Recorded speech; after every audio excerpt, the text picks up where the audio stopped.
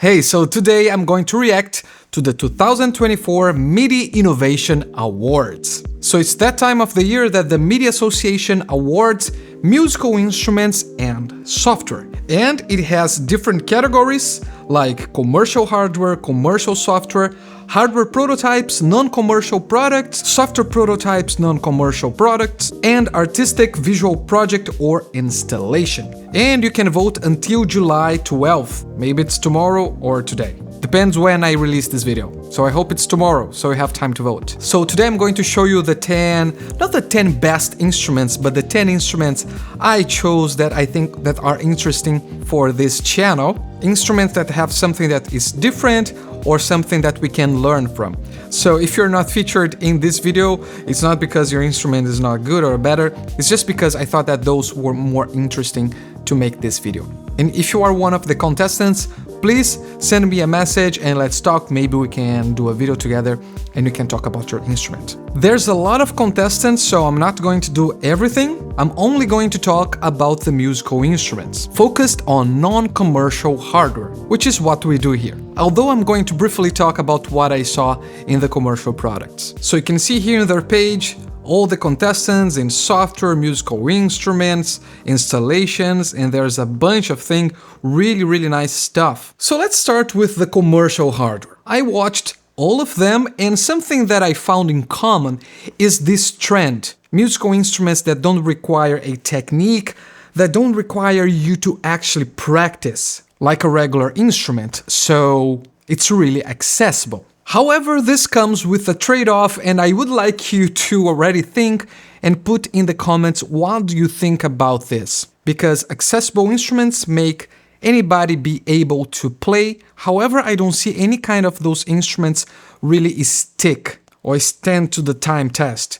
Because when something is really easy to play, it's also very limited. So you can't do much music or be really expressive with it. So I don't see many things that are really innovative here, but we do have some fun stuff. But I chose one instrument here, which is this Soul pedal board, which I actually took some time to understand what it is. And me as a guitar player, I thought that it was pretty fun and useful and different and unique. Turn on the delay, but then just step back, and it doesn't have to be the same distance. You can step back a lot more or a lot. You can take a big step forward. You can bam, like get in their face and like you're done. Feedback as to whether or not it's on and off. So now you have a rainbow to tell you, hey, if you got one switch and you go back and forth and then raise your heel. So I wish this video was more towards people that don't know the product and showed you more in a live situation, but you can go to their website and see different examples. But basically it's something that you put inside your shoe and you have a wireless MIDI controller in your foot. So you can use it as a wah-wah pedal or volume or even trigger different pedals in different wireless positions. And it seems you can edit everything from this app. So I thought it was pretty cool. I would like to have one. So okay, so that is the only one I'm going to show about the commercial products. But as I told you, most of the instruments are instruments towards anybody to play. So let's go to the instruments that people like me and you are making. So the first I want to show you is the Demon Box. I really like the name. Let's take a look.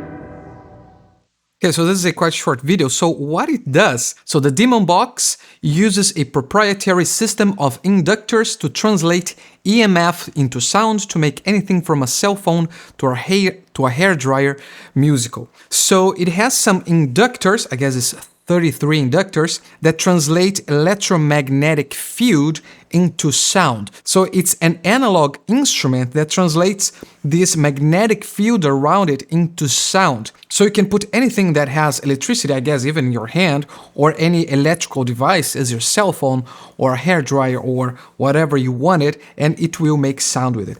And you have different outputs, so you can play with the pan. I don't think you can actually change the sound, but there are some knobs, you can do something with it.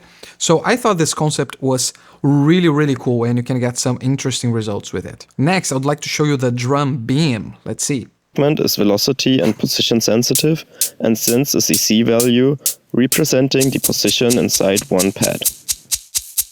This way you can play much more expressive than on standard sample pads.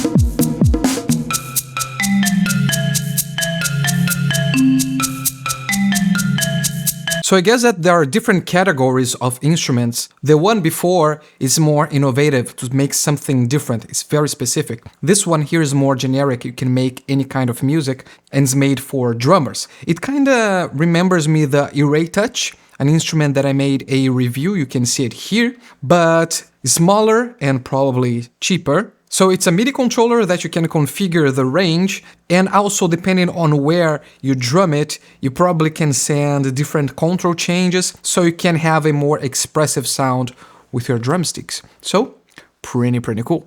Okay, so next is the guitar thing. Let's take a look.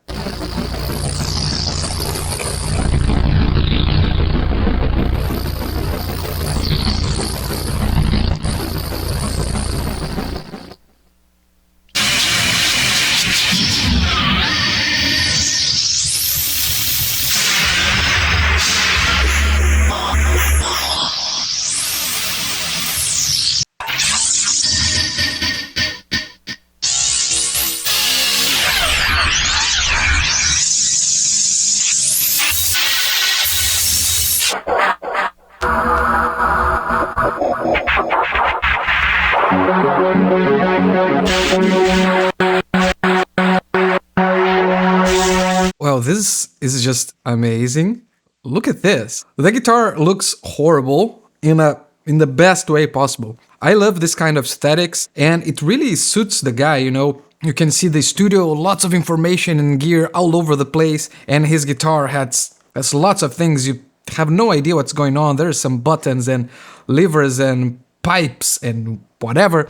And I love how he uses the tuner position with a knob to control the things. So he uses some things that are familiar to the guitar, but to control sounds that are completely different in a complete innovative way. So I really love this guitar thing. Very nice. Next we have the Kara MIDI controller, which is also a guitar-like instrument, but with a very different goal. So let's take a look.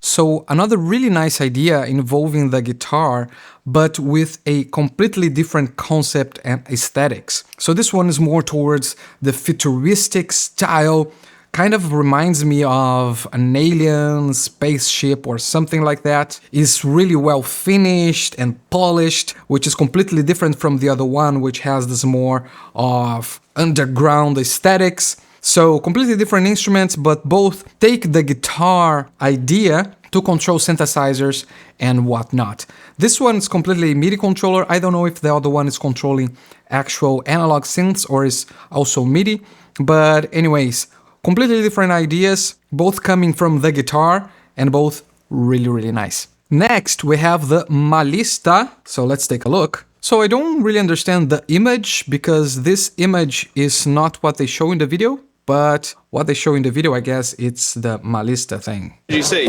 Blinking. Nothing. Fast. Oh, fantastic. And then you put more. So this is the snare is running on the blue sensor. See, the blue sensor is going fast, but we can only hear the snare every 4. That's because there is a counter. I've programmed it to read, I've gone on the 16 as well, so the snare, the kick drums are white, and the snare and the hi-hat are on the 16. Right. Basically. So, and yeah, you can, these knobs are velocity, so you can mix. Also, there's notes, so 4, 1, basically. 2, 3, 4, 1, 2, it re-triggers. So this is a really nice sequencer that uses a turntable to spin this wheel with magnets, and then you have a sensor that whenever that magnet crosses that sensors, it sends a MIDI note. And you also have this controller where you can adjust the velocity or the note or even other things. That's a really nice idea because then you can actually manipulate that sequencer with your hands and you have a more analog feel to a sequencer and also looks really nice. So really, really cool. Next we have the MIDI deck of cards. Look at that.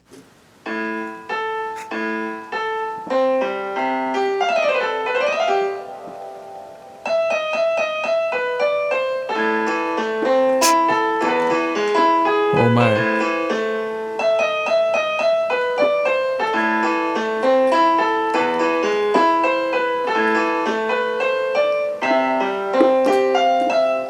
I love when you have these skills and you just make something just because you can. Why making a MIDI controller with a deck of cards? Because you can.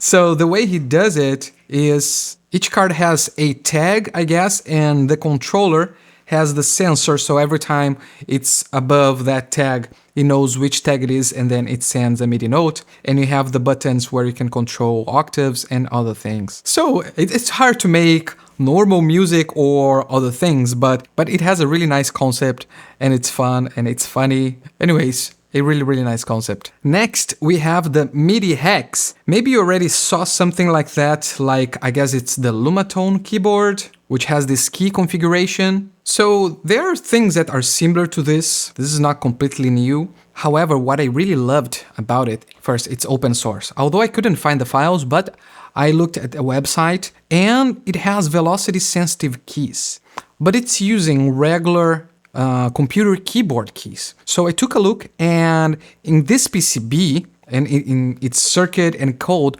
it's using something called the Hall effect, which I have no idea how it works, but it's physics and it just works. But that tells us that we can actually have velocity sensitive buttons with regular buttons if you know what to do. And since this is open source, I guess you can study how it works. You can make your own velocity sensitive keys using regular buttons. So pretty amazing project. Congrats for making it open source. This kind of layout allows you to do different kind of stuff. And also this instrument, you can play microtonal music and a bunch of other stuff. Really, really nice idea.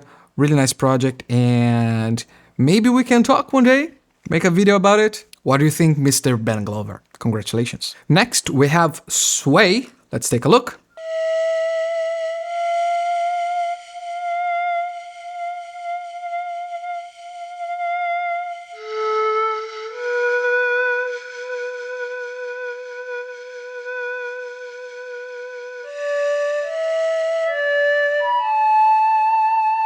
Melodies and chord progressions effortlessly through physical movement.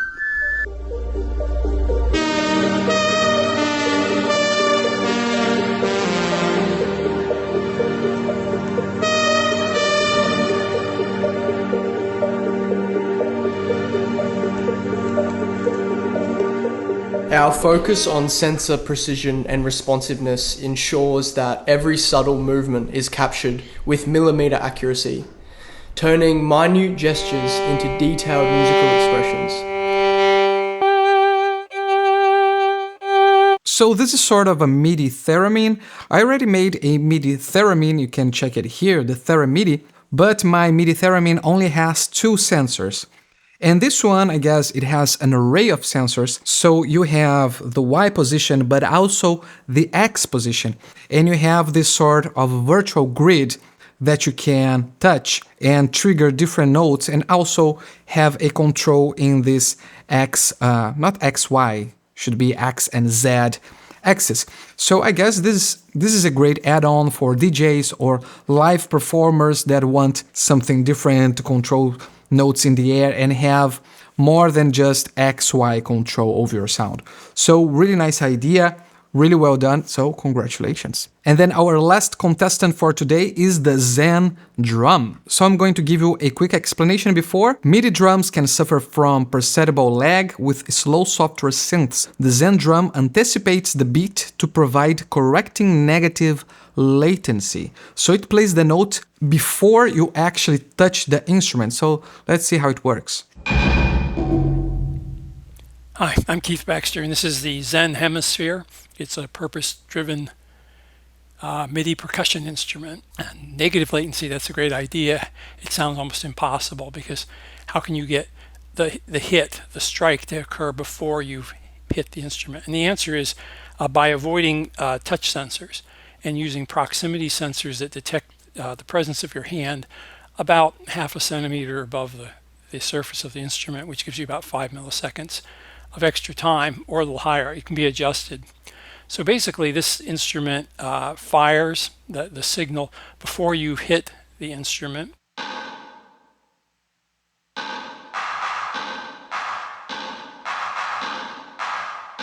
So the idea behind this instrument is using a proximity sensor instead of a touch sensor.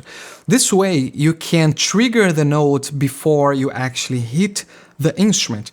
And that's configurable in this instrument, so you can actually configure when you're going to trigger that note. So that's a really nice idea you can use if you want to make an instrument with negative latency. This way you have a latency that you can perceive. So that's really, really good if you're making a percussive instrument. So really, really nice idea. So that's it for today. Please tell me in the comments which one is your favorite. And actually, there are many, many more contestants here. I'll leave the link here below if you want to take a look and vote. And let me know, would you like me to react to the other categories, such as software or artistic visual project or installation? Because I think we have some really, really nice stuff there. If you like this kind of stuff, new musical instruments, or if you have an idea of a different instrument or something you'd like to have that doesn't exist, or maybe it's too expensive for you to have, maybe you can build your own. And for that, I have an online course called the Nerd Musician Pro. In the Nerd Musician Pro, I teach you how to build virtually any kind of MIDI controller. Your idea is the limit. The Nerd Musician Pro actually is a 3-course bundle, which you can purchase each one separately, but if you purchase the bundle, you're gonna get the 3 of them at a discount, and it contains 3 courses. The Making Music with Arduino, which is a course that I teach you how to build MIDI controllers adapting my templates. You can use buttons, rotary encoders, motorized faders, LEDs. You can make Bluetooth devices and much, much more. You also have the Arduino Programming, which is a course where I teach you how to code from scratch. This way, the limit is your imagination. And I have the KiCad PCB Design course, where I teach you how to build highly professional printed circuit boards. This is perfect if you want to make a product to sell, because this way you get rid of wires, you can make your production really, really faster and more professional. The link for the Nerd Musician Pro and the courses are here below. And if you liked this video, press that subscribe and like button. So, see you in the next one. Ciao.